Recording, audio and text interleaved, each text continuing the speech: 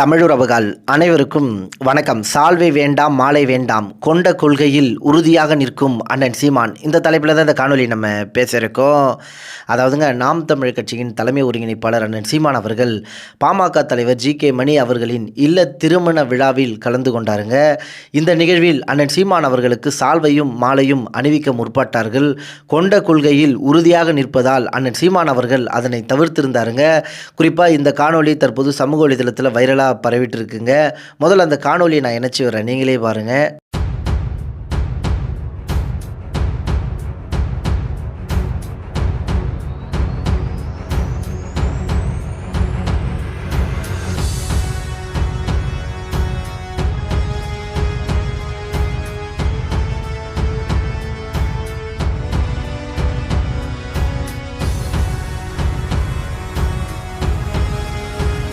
குறிப்பாக இதற்கு சமூக வலைதளத்தில் பலரும் தங்களது கருத்துக்களை வெளிப்படுத்தி வருகிறார்கள். அதில் சுதன் என்ற சகோதரர் இதாண்டா எங்கள் அண்ணன், அவர் மாறவே இல்லை என்று தனது கருத்தை பதிவு பண்ணியிருந்தாருங்க.